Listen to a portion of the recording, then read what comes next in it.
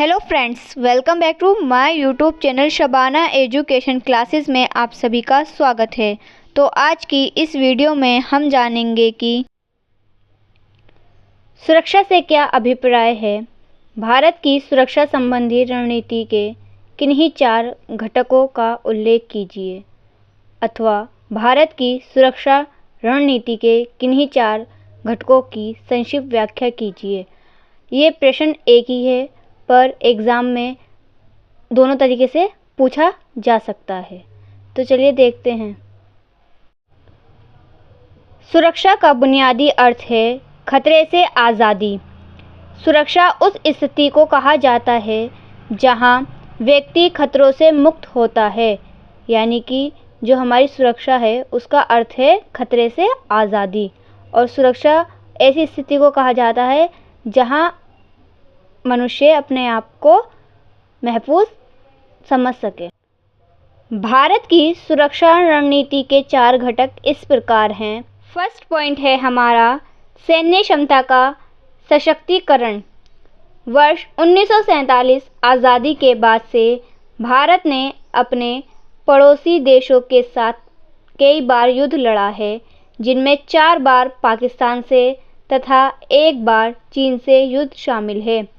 इन युद्धों के चलते भारत को अपनी सैन्य क्षमता को बढ़ाना आवश्यक हो गया है, यानी कि जब भारत आज़ाद हुआ था 1947 में, उसके बाद भारत के जो पड़ोसी देश हैं पाकिस्तान और चीन, पाकिस्तान के साथ 4 बार और चीन के साथ 1 बार भारत का युद्ध हुआ है। इन युद्धों को देखते हुए भारत ने अपनी सैन्य शक्ति को बढ़ाया है, ताकि अगर वर्तमान में कोई युद्ध हो तो भारत की सैन्य शक्ति उसका सामना अच्छे से कर सके। भारत के पड़ोसी देशों के साथ तनाव के चलते चीन एवं पाकिस्तान का परमाणु शक्ति संपन्न देश होने के चलते भारत ने 1974 तथा 1998 में परमाणु परीक्षण किया। इसे भारत में अपनी राष्ट्रीय सुरक्षा के हित में सही ठहराया, यानी कि जब भारत का पाकिस्तान और चीन के साथ युद्ध हुआ, उसके बाद 1974 में पहली बार और 1998 में दूसरी बार भारत ने परमाणु परीक्षण किया। 1974 में भारत सफल नहीं हो पाया था, परंतु 1998 में भारत अपने परमाणु परीक्षण में सफल हो गया था। सेकंड पॉइंट है हमारा अंतर्राष्ट्रीय नियमों तथा अंतर्राष्ट्रीय संस्थानों को मजबूत करना। अंतर्राष्ट्रीय नियमों तथा अंतर्राष्ट्रीय संस्थानों को मजबूत करना भारतीय सुरक्षा संवर्धन का महत्वपूर्ण तत्व है।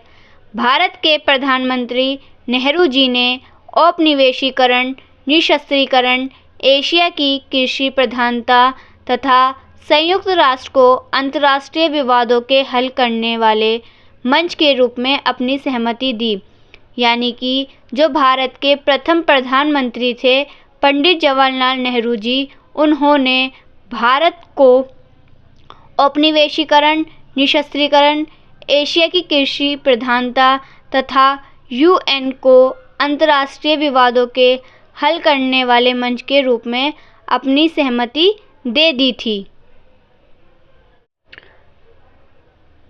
भारत ने गैर विभिन्नता वाले अप्रसार्य शासन की उत्पत्ति के लिए भी कदम उठाए, जिससे प्रत्येक राज्य को सामूहिक जनसंहार के हथियार, जैविक तथा रासायनिक मामलों में समान अधिकार तथा दायित्व हो, यानी कि जो भारत के राज्य हैं उन सभी को एक समान सामूहिक जनसंहार के हथियार तथा जैविक तथा रासायनिक मामलों में अधिकार प्राप्त हो।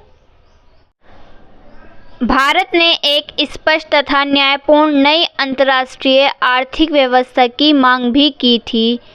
इसमें भारत का सबसे महत्वपूर्ण योगदान गुटनिरपेक्ष आंदोलन का गठन है, जिसमें महाशक्तियों से हटकर शांति के लिए रास्ता दिया, यानी कि जो हमारा भारत है उसने अपने आप को 1947 के बाद, जब भारत आज़ाद हो चुका था, उसके बाद अपने आप को न्यायपूर्ण नई अंतर्राष्ट्रीय आर्थिक व्यवस्था की मांग इसलिए की थी क्योंकि जब भारत को आज़ादी प्राप्त हुई थी उस समय विश्व दो महाशक्तियों के गुट में बटा हुआ था। एक था अमेरिका और दूसरा था सोवियत संघ। भारत नहीं चाहता था कि वह इन दोनों गुटों में शामिल होकर अपनी स्वतंत्रता को फिर से खो दे, इसलिए भारत ने गुटनिरपेक्ष आंदोलन का गठन किया था। भारत 1997 में हुए क्योटो प्रोटोकॉल का हस्ताक्षर करता है, जिसमें 180 देशों ने ग्रीन हाउस गैसों को कम कर भूमंडलीय ताप वृद्धि को रोकने के लिए रास्ता बनाने हेतु हस्ताक्षर किए थे। 1997 में क्योटो प्रोटोकॉल पर भारत ने हस्ताक्षर किए थे। उसमें 180 देश शामिल थे। उन सब का एक ही मकसद था, ग्रीन हाउस की जो गैसें बढ़ रही हैं जिससे हमारे ताप वृद्धि बढ़ रही है, उसे रोकने के लिए। भारत ने संयुक्त राष्ट्र संघ की शांति स्थापना के प्रयासों के तहत अपनी सेना भेजी जो उसके सुरक्षा सहयोग के प्रयासों को समर्थन देती है। यानी कि जो UN है, संयुक्त राष्ट्र संघ, उसमें भी भारत ने अपना योगदान दिया है। उसकी जो शांति बनाए रखने के लिए भी भारत अपनी सुरक्षा सैन्य भेजकर उसका सहयोग कर रहा है। थर्ड पॉइंट है हमारा आंतरिक सुरक्षा। भारत की सुरक्षा रणनीति का तीसरा तत्व देश के अंदर उभर रही चुनौतियों से संबंधित है। यानी कि जो हमारा भारत की सुरक्षा रणनीति है उसका जो तीसरा तत्व है वह भारत के अंदर ही की जो चुनौतियां हैं उन्हीं से संबंधित है। कश्मीर, पंजाब तथा कई पूर्वोत्तर राज्यों में सक्रिय आतंकी समूहों ने गड़बड़ी फैलाकर भारत की आंतरिक सुरक्षा के लिए खतरा उत्पन्न कर दिया है। यानी कि कश्मीर, पंजाब और पूर्वोत्तर राज्य जो हैं उनमें कुछ आतंकी समूह ने एक रूप ले लिया है जिससे भारत की आंतरिक सुरक्षा गड़बड़ा गई है, खतरे में आ गई है। भारत ने लोकतांत्रिक शासन व्यवस्था अपनाकर राष्ट्रीय एकता को स्थायी बनाने की कोशिश की, जिसमें विभिन्न समूहों तथा समुदायों को अपने दुखों को मुक्त रूप से व्यक्त करने तथा राजनीतिक सत्ता से भाग लेने की अनुमति है। यानी कि जब भारत आज़ाद हो चुका था 1947 में, उसके बाद भारत ने अपने आप को एक लोकतंत्र वाला देश घोषित कर दिया था। उस समय भारत सिर्फ यही चाहता था कि जो भारत के राज्य हैं उसमें जितने भी समूह हैं वे सभी जो लोग हैं वो अपने दुखों से मुक्त हो जाएं और बिना किसी भी परेशानी के अगर वह राजनीतिक सत्ता में भाग लेना चाहते हैं तो वे उसमें बिना किसी रुकावट के भाग ले सकें। फोर्थ पॉइंट है हमारा आर्थिक वृद्धि। भारतीय अर्थव्यवस्था को विकसित करने के अनेकों प्रयास किए जा रहे हैं जिससे जनता को गरीबी असमानताओं से ऊपर उठाया जा सके। यानी कि 1947 के बाद भारत की अर्थव्यवस्था डगमगा रही थी। उस समय भारत की अर्थव्यवस्था बहुत ही खराब थी जब भारत को स्वतंत्रता प्राप्त हुई थी। इसलिए भारत की जो आर्थिक स्थिति को बढ़ावा देने का प्रयास किया जा रहा है। जो गरीब वर्ग के लोग हैं उनकी जो असमानताएं हो रही हैं उनके साथ, उनको दूर करने में भारत अपना योगदान दे रहा है। विभिन्न प्रयासों के बाद भी भारत अभी तक एक गरीब देश है, लेकिन लोकतांत्रिक व्यवस्था में जनता को अपनी आवाज़ की अभिव्यक्ति की अनुमति देती है।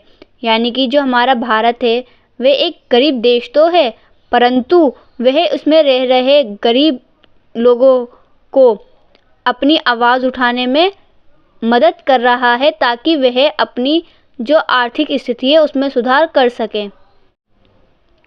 लोकतांत्रिक सरकार हमेशा वृद्धि दर को बढ़ाने के दबाव में रहती है।